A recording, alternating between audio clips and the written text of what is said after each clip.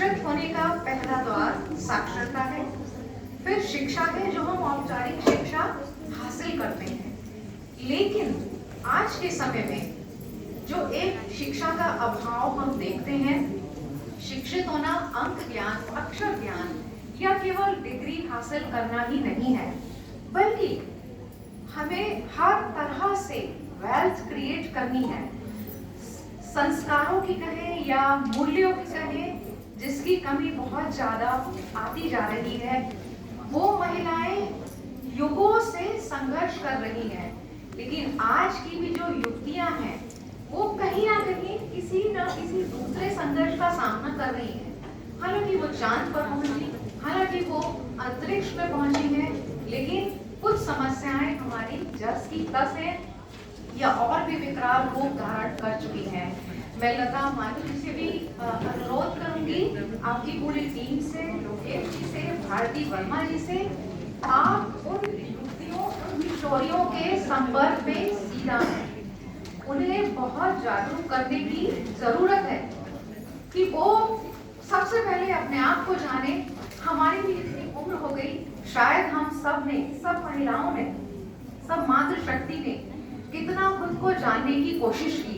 हाँ, हमने ये जरूर किया कि हमें जो अवसर मिला, जो अच्छी चीज आती गई, उसे हमने ग्रहण किया और अपने व्यक्तित्व को गढ़ा और हम आगे बढ़े और कर भी रहे हैं। बहुत नेक, बहुत अच्छा काम कर रहे हैं, लेकिन फिर भी शांति से बैठ के खुद को समझने की हम कोशिश करें, क्योंकि कई जग भी हमें समझने के लिए कम पड़ जाते हैं। लेकिन यदि ये जागरूकता हमें है कि खुद को समझना, खुद को आगे बढ़ाना केवल शिक्षा से, सम्मान से, नौकरी से, पैसे से नहीं, बल्कि बहुत सारे ऐसे काम हैं इस समाज में, दुनिया में करने के लिए हम कर सकते हैं। और उन किशोरियों में बहुत क्षमताएं हैं, खास तौर से उन्हें अपने प्रति जागरूक करना और किस तरह से जो एक नेगेटिव एनर्जी आसपास है उससे हम कैसे बचाएं। क्योंकि ये उम्र ऐसी होती है, या हम महिलाएं सभी इतनी भावुक होती हैं, बड़ी उम्र में आने पर भी हम लोग कई बार भावनाओं में बहकर गलत निर्णय ले लेते हैं, चाहे वो किसी भी रिश्ते में हो। तो उन बच्चियों को यदि हम आज से तैयार करेंगे, तो जो हमें समझने में 25 साल, 30 साल, 35 साल या 40 साल लगे, वो यदि जल्दी समझ जाती हैं, तो वो अपना तो विकास करेंगी, साथ ही समाज का और उन महिलाओं के लिए बहुत कुछ अलग ठोस कार्य कर चुकी होंगी, करेंगी आगे। सावित्रीबाई फुले का नाम लेने के साथ साथ ही मैं शतशत नमन ज्योतिबा फुले को भी करती हूँ, क्योंकि नर्मदा प्रसाद मिश्र जी ने कहा कि ऐसे उदाहरण बहुत कम मिलते हैं, ऐसी महिला बहुत कम होती है जिन्हें उनका पति गुरु हो।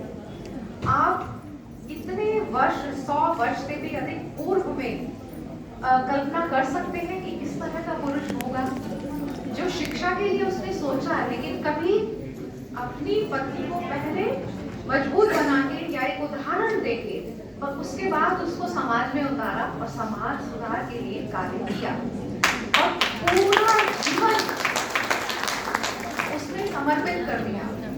आजकल जो यंगस्टर्स हैं, जो रिलेशनशिप की बातें हैं, ये शायद ही आज लोगों में मिलती है जो ज्योतिबा फुले और सावित्रीबाई फुले में। मैं लता जी से फिर से अनुरोध करूंगी, शायद इस विषय पर भी काम करने की जरूरत है। उन्होंने शिक्षा के लिए काम किया, समाज सुधार के लिए काम किया, लेकिन मैं कहूँगी रिश्तों के लिए भी काम किया। रिश्ते कैसे निभाए जाते हैं, सेल्फ ग्रोथ कैसे होती है, मैं इसको साइकोलॉजिकल एस्पेक्ट से भी समझ रही हूँ, या हम पार्टनर एक दूसरे को कैसे ग्रो करें। पति पत्नी में कोई संघर्ष नहीं, कोई कंपटीशन नहीं। यदि पत्नी ज्यादा भी कमाए तो कोई बड़ी बात नहीं, उससे अधिक सम्मान मिले तो भी कोई बात नहीं। ये बहुत छोटे छोटे इश्यूज आज हमारी सोसाइटी में हैं। हम ज्योतिबा फुले और सावित्रीबाई फुले से ये बहुत अच्छे से सीख सकते हैं कि कैसे हेल्दी पार्टनरशिप होती है, कैसे हेल्दी पार्टनरशिप को डेवलप किया जाना चाहिए। ये हमें बहुत सीखने की ज़रूरत है और मैडम काम करने की ज़रूरत है। लोकेश जी और भारती जी से भी मैं कहूँगी इस पर ज़रूर काम किया जाए और मैं आपको आश्वासन देती हूँ जहाँ भी मेरी ज़रूरत है, मेंटल हेल्थ को लेकर, एडोलेसेंट गर्ल्स को लेकर, बॉयज़ को लेकर, यदि कुछ बात करनी है, कुछ भी करना है, कुछ लिखना है, तो निश्चित रूप से मैं हमेशा आपके साथ उपलब्ध रहूँगी। मुझे खुशी होगी कि मैं आपके इतने बड़े अभियान में यदि मैं एक बूंद यदि इस सागर में दे पाई तो मुझे बहुत अपने अंदर धन्यता महसूस होगी और यहाँ आकर मुझे बहुत अच्छा महसूस हो रहा है। लोकेश जी का बहुत बहुत धन्यवाद, भारती जी का धन्यवाद, लता जी का धन्यवाद, राजश्री जी का धन्यवाद कि आप इतनी दूर से इतनी चिलचिलाती गर्मी में 44-45 डिग्री टेम्परेचर में आए हैं और हम सभी को एक और आगे काम करने का आपने रास्ता दिखाया है। तो पुनः बहुत बहुत धन्यवाद।